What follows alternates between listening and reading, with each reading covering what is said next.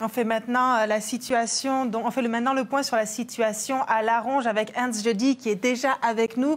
Ernst, bonsoir. Alors, pour bien comprendre ce qui s'est passé exactement à Laronge, on sait qu'il y a eu un incident qui a déclenché une alerte de sécurité publique, une alerte qui a été lancée vers midi par la Gendarmerie royale du Canada dans ce secteur.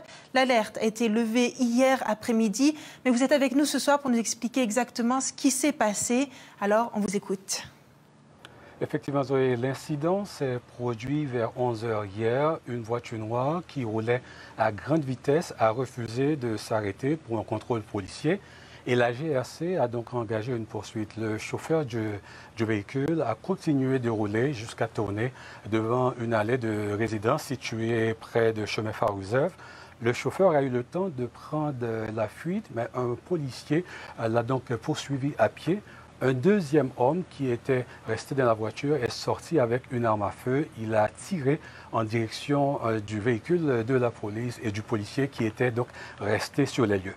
La GRC confirme que le policier a tiré avec son arme à feu. Au total, 17 personnes ont été arrêtés dans la résidence devant laquelle s'est arrêté le chauffeur. Et parmi elles, un homme et une femme, selon l'enquête, qui s'étaient réfugiés dans la résidence après que l'homme a tiré sur le policier.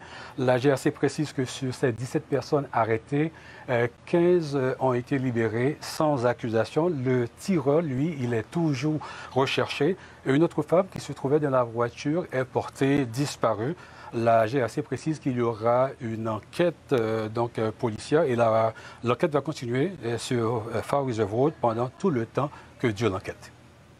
Et Ernst, cet événement, sans doute, a eu des effets sur la vie de cette petite communauté du nord de la province, notamment sur le fonctionnement des écoles.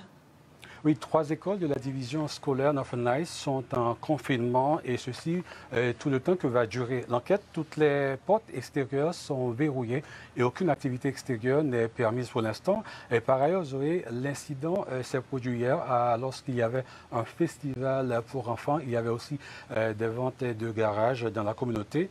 Même si l'alerte de sécurité publique est levée, la GRC poursuit son enquête. Elle demande au public de rester vigilant et de partager tout renseignement avec la police et dans le cadre de cette enquête.